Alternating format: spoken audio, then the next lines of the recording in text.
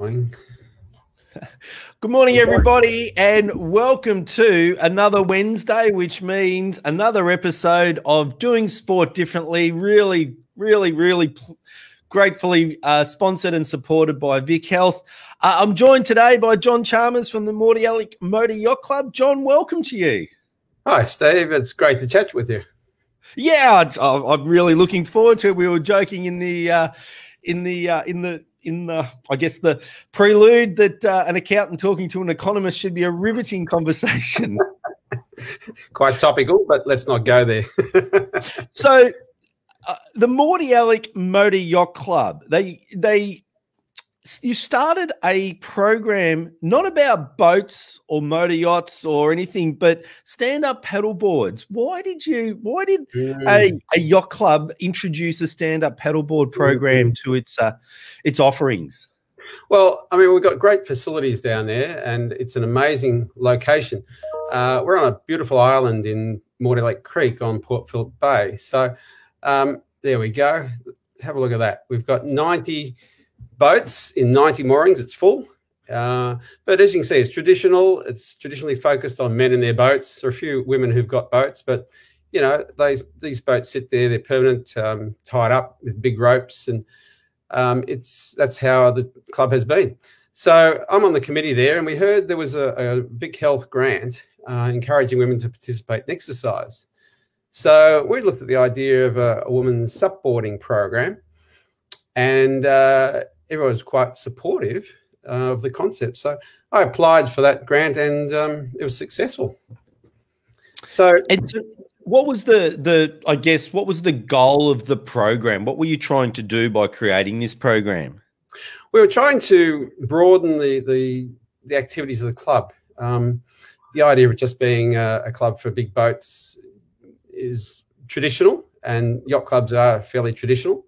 But we felt it was time to broaden the appeal and make use of facilities in a far better way. It seems a bit of a waste, to be honest. And this seemed a way to really give it a jolt, to have a look at what could we do differently. And we talked to the sailing club, which is on the beach in front of us, and they were quite supportive, or very supportive. And we thought this could work. So we've worked together with Sailing Club, and we put on a program. And I think that's one of the really cool things about coming out of the program of Doing Sport Differently is that you don't have to do it by yourself. There's lots of collaborative opportunities and partnerships that can be formed that can create really great relationships and mutual benefits. Oh, yeah. So yeah. That's what you found with the sailing, the Sailing Club and the. Absolutely. I mean, it all sort of grew out of nothing, really. It was a matter of, okay, how do we put this together? So the Sailing Club were really supportive. We borrowed some of their boards to make up the numbers, and, of course, their beach. And we got in contact with some supboard trainers, and through that, a variety of phone calls, linked up with a lady through Surfing Australia, who's a supboard trainer for women in particular, in fact, only women.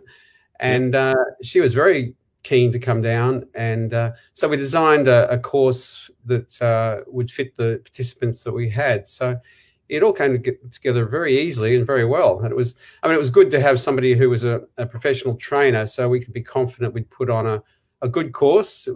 She had the insurance, and she obviously knew what she was doing, and so we were quite confident we could have a safe course for the ladies to learn. So was this a committee initiative, or did someone like yourself take it to the committee? No, it was a combination of people in the committee. One of the guys saw this grant opportunity, and so several of us got together and thought, what could we do that would be interesting, different, outside the square, and in particular aimed at ladies, because we thought, well, women are underrepresented in our club. Yeah, and yet we have a beautiful location, which the guys probably don't appreciate it as well as the women would. How it's laid out, and the surroundings, etc. So it all made sense. It is actually, from a sports community perspective, working across lots and lots of sports. There is a real underrepresentation of women in motorsports particularly, and other sports such as sailing, which there's no logical reason for that, other than, from what I can see, tradition, and that's the way that it's always been. But logically, there's no reason for that inequity, if you like, of participation. Is that how you read it? That's right. Yes, exactly. There is no reason. I mean, it's just tradition that men seem to mess around in boats, but we do have some women who have boats, and why not? I mean, yeah, it's beautiful when you're out there on the water, in any shape or form, on a paddleboard or on a yacht or on a powerboat. Why not? I walk along the beach here in Chelsea and for exercise, and you see so many women on supboards, women of all ages. So why not introduce that? And we had the perfect spot there with the Mordialloc Sailing Club's facilities on the beach, and so we all got together, and here we are. Yeah, it's great that you didn't look for a yachting activity, but to introduce this new group, if you like, non-participating women, to introduce the club to them is something that they wanted to do, not that something that you wanted them to do. I think that's really important. But how did you then go about marketing the program to the broader community, and what sort of numbers did you get? Well, we have an open day each spring when we sort of start the warmer weather activities, and we thought, let's use that. And we had a tent set up on the island when people came across for the open day, and we asked women who came across to have a look at the options we were putting there for exercise during the summer months. So we had supboarding, we had island yoga, we had tri-sailing, and group exercise classes. They were the 4 things we thought might work. And having had the grant made available by Vic Health, we sort of hoped the supboarding would draw a lot of people. And women were very keen. So we had quite a big long list of people, women wanting to do supboarding. And it was interesting, they also, the same women were keen to do yoga on the island. So yeah, that was a great start. Well, and I think just asking them, and in this case it's women, but them is your target audience. What are they looking for is a really important step, which helps informs the next steps and the process. So how many did you get when you started the program this year, which then ran into the back of COVID, 14, which is sorry. Sorry, no, 14. Sorry. How many did you get? 14 women signed up on that first day to do the supboarding. And that changed. Some couldn't make it the days, and extra women came along. One of the tricky things with supboarding is if you're going to do training, you need to get a nice still morning. Yep. And that can be hard sometimes. So we had lots of backup days. And so on the day, yes, we had 2 sessions, a 9 till 10 and 10 to 11. And that was great. The women loved it, and they wanted to come back. And we were looking at the weather forecast thinking, oh dear, this is going to be tough for the next few weeks. And we thought, well, to keep the momentum going, what if we actually see if they'd like to be doing the yoga, which most of them had already put their names down for. So there was a resounding yes, please. So we thought, well, let's do that as well. So we had 1 yoga lesson on the Thursday night, 5 till 6 on the island. And that was huge. That was fantastic. Lots of extra women came along to that. But then, of course, that got shut down as COVID hit, and the whole club was shut down. So yeah, that was a problem. So then we thought, well, let's see how else we could deliver some exercise programs, and thought, well, what if we just go online with the yoga? So that's what we did, and it was an immediate success. So for those that are watching, welcome to you. Please, if you just in the comments of whatever platform you're watching on, just say hello or ask a question of John. And yes, it's not a mistake. John from the Mordialloc Yacht Club is talking about yoga. So that's really, really cool. Without generalizing and stereotyping, but let's do that anyway. So yacht clubs, motorsports in general, bit of a boys' club. How did these women's only activities and new groups of women or members or participants coming into the club rooms. How was that received by the long-term members? It was good. It was great. I mean, most of the guys who come down go to their boats and throw off their lines and take off into the bay. So there's a parallel there, activities. There was no conflict, if you like. They were quite surprised initially when they heard that we were doing yoga, especially the first one on the island. We said, okay, let's set that for 5 o'clock on a Thursday when most of the boats are back. So there's no sort of conflict or anything like that, but there was none. It was very easy, great acceptance. In fact, the partners of a lot of the fellows who have boats there were quite interested, and we have a lot of those women participating. And of course, they've brought friends, etc. And so it has been very, very smooth. And we've got a question from Bowles Vic, and I was heading down this path as well. Did you get the women signing up as club members, or have you started down that process, or is that the goal, is to transition them into, or create a pathway into other parts of the club activities, such as well, we're talking such as just the sailing side of it? Not particularly. I mean, the idea is to use the club as a resource. There's Carol coming back from sailing. That's her boat. So she's been out having a bit of a sail in a competition on Thursday afternoons, which she obviously enjoys. No, it's a matter of being a club, not to force people into competitions. We don't feel that's relevant. It's a matter of the club being available for all sorts of activities and broadening its scope, its appeal, and its relevance basically to partners, their friends, and the broader community ultimately. Those who want to be involved in boats will get involved in boats, whether you like it or not. They're a pretty determined lot. But it's those who are on the fringe who we're looking to provide facilities for. If they become active members, etc., that's great. But I mean, lots of clubs have fringe people who are just there and come and go, but they make up a very useful bulk of the club, and not everyone wants to be in the centre. So that's fun. Yeah, absolutely. In most sports clubs, there's actually more volunteers, supporters, and members than there are actual participants in the sport, and the major reason for that is because of the social connection that comes from the groups of like-minded people coming together. A couple more questions, which is fantastic, from Sharon. Was the grant used for purchasing the boards, or did you have boards already? We've got a couple of boards, and we did look hard at using those funds for purchasing boards. Initially, to test the water in terms of literally, in terms of what boards would be appropriate, we hired boards, we borrowed boards just to see through our trainer what would be the best boards to purchase. So, because the whole thing got shut down, as yet we haven't bought boards.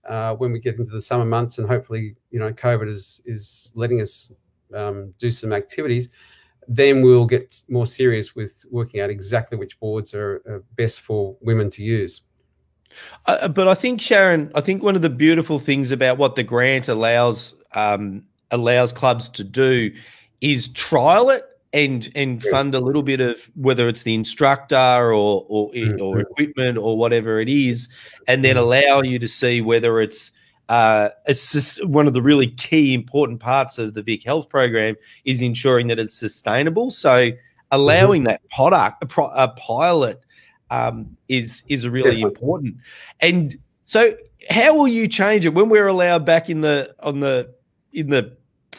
beach and in the programs, etc.? Is there any changes, or you'll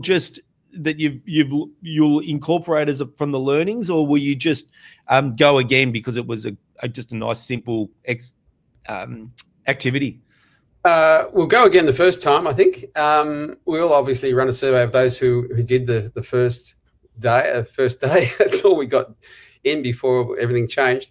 But we'll start with that, and we'll talk to the women. We'll talk to the trainer, and we'll move on from there. I mean, there is no sort of set process in any of this. It's a matter of what works, and as participants change, as conditions change, you've just got to be flexible. But the base is that we want to provide an exercise program for women.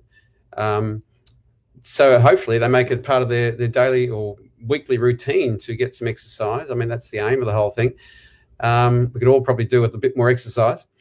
And the other thing is that through all this talking with trainers, we found a lady who does yoga on SUP boards. And we thought, that's an interesting combination. We've got the yoga, we've got the SUP board training. And so we will probably pursue that in the summer months to see if that's something which has appeal. Yeah, fantastic.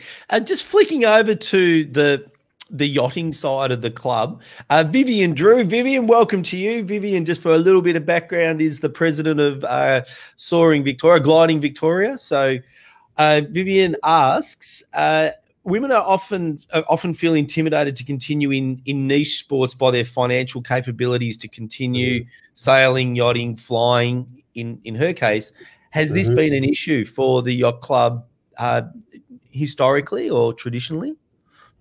That's an interesting question. I think, yes, men tend to prioritise spending on diesel engines and outboards and sails probably more than women would.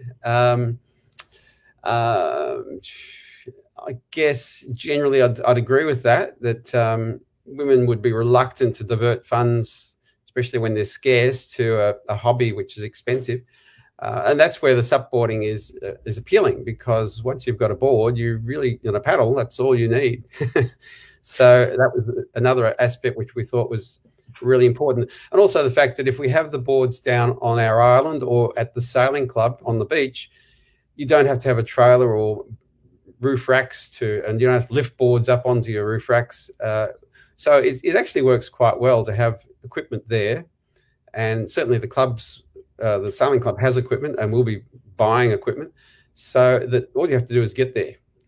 Yeah. Yeah. On the other side, I own just a little ski boat, which is very much a family, very, very much a family affair. And my wife, she calls it her happy place, being out on the water, just sitting out there. And so when the pre-summer season service bill comes in for a couple of grand, which is always horrifying. Again, because it's something, an activity that she can participate in and loves, and there's no reason that it's not a male sport. And while she may or may not like tinkering with the engines, I certainly don't. The benefit is fantastic, and I think we've got a really good example with the video that you've shown, you've brought on, John, and I'll just bring that in. Is Helen with her boat? Yes. I mean, that's a classic. That's a Halverson cruiser from the early 1940s, and it's quite a rare beast. And she loves her boat. Obviously, her husband's involved as well, but Helen's very passionate about her boat, and it's a beautiful thing. There it is out at sea. So yes, I mean, I guess it does depend on how passionate you are about what you're doing. But there again, I mean, within our club, the skill base is enormous amongst the people who've been there for a long time, and they help with all sorts of things, and they've all got bits and pieces and spare this, that, and the other, and they'll put hours and days in to help others solve problems and fix things. We have a very good slipway there, etc., etc. So we have all the facilities. As I say, it's an amazing place. So no one's left high and dry. No one's left with a mess. There are always people to help. So we saw Carol before on her yacht, and Carol is obviously, she's provided with assistance by the guys who got the muscle to help when it gets really heavy work. So it all works very well. It's a very, very supportive club. So And it's very enjoyable. Another question coming from Nina. Welcome to you, Nina. Did you find many women bringing friends or family members along for support, or maybe just to be social? Was there any promotion around this? Yes, I was going to say before that when we were talking about, do women get involved with this sort of thing? When it becomes enjoyable in the summer months, when it's nice and warm and you've got the family out there or on the island having barbecues and whatnot, that incentive certainly overrides the fact that it might be a bit of work or expense, as you were saying with your ski boat. So that is something that we certainly promote, Father Christmas, et cetera, and all sorts of things for children and for families to make them feel welcome. So, and provide facilities for them. So, it is a family club, and that does broaden the appeal and that access, if you like, to for families. Ah, fantastic. Vivian, if you're still there, and John, just bear with, I'm going to just do a little bit of indulging just for a moment. Vivian, you sent through a photo for the Sports Community Geo Snapshot photo competition that's open at the moment. My question to you, which is an unbelievably brilliant photo, is I don't understand how the photo can be taken from outside the glider at about 3,000 feet. So I might come back to you separately on that one, but we'll put the link to the photo competition in this post. Nina, if you could do that, that'd be great. Lots of photos, and we'll showcase some of those photos tomorrow. So, John, thank you so much, and I'll just add just a couple of photos of some of the crew, some of those learning the SUP board, and thank you so much for sharing your story. Bowls Victoria, while you're still there, I'd love to have you on talking about the Mums and Bubs program as well. So we might as well cover off a bit of my admin here at the same time, John. Good accountant will always multitask. So when we no worries. So just in wrapping up today's session, let me just go through, let me just get back on control of my technology. Just looking at the Vic Health doing sport differently and just pulling out the key things that you've shared with us today.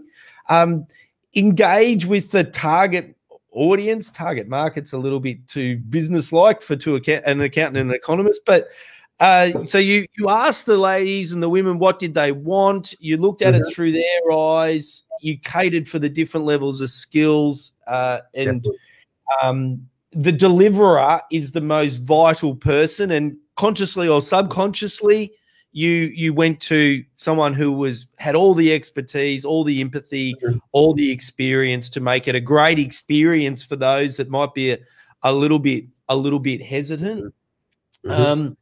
And then that pathway there's potentially an opportunity to build the pathway over time, but looking to make it a sustainable part of your club. And I guess, John, that's what we didn't cover is this, do you see this as now an ongoing part of your club, is providing non-sailing, non-motorboat activities to different groups within your community? Absolutely. I mean, all sorts of ideas are being thrown up now by people inside the club have realised that there is the opportunity, that the fence has been pulled down.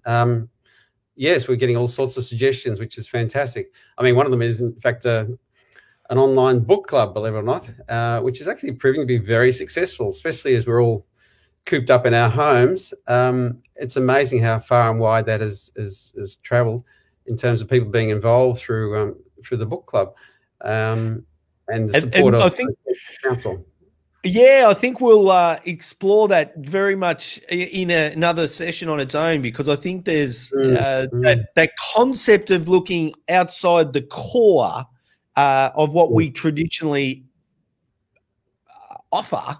Train Tuesday, train Thursday, play Saturday afternoon. That mentality is gone, and your club is doing some wonderful, wonderful initiatives, and which is fantastic. So, John, thanks for sharing this. But before I say final wrap up, just next week, I'm really, really looking forward to, as I have done every Wednesday, really looking forward to a discussion with Stella from the Bushrangers Basketball Club. So The Bushrangers Basketball Club is the only LGBTIQ basketball club in the country, is my understanding, and it's amazing. It's nothing short of what I can describe it. It operates in about Darwin, Sydney, Melbourne, Auckland. This is one club. I think seven different locations. It is an amazing story, and Stella is an amazing storyteller. So I look forward to next week. But John, you have been sensational this week. Thank you so much for sharing the story of the Mordialloc Motor Yacht Club. Thanks, Steve. Pleasure. And as always, thanks for Vic Health, for making the grants available and then giving us the platform to tell the stories of the wonderful club. So until tomorrow, we're going to do a walkthrough. Oh, not a walkthrough. We're going to have a look at some of the amazing photos and amazing stories that have come through the GeoSnap photo competition, which the link to the information is in the comments of this post, and that'll be tomorrow. And then Friday, as normal, eSport Friday. So it's a strange old world with AFL football now on the TV for the next 20 days straight, and other sports all coming back into play. While us in Victoria, John, we get locked down and we have to wear masks. So it's an amazing world. I thank you very much for being part of this live stream. And as always, thank you for being part of our sports community. Pleasure. So thanks very much, John.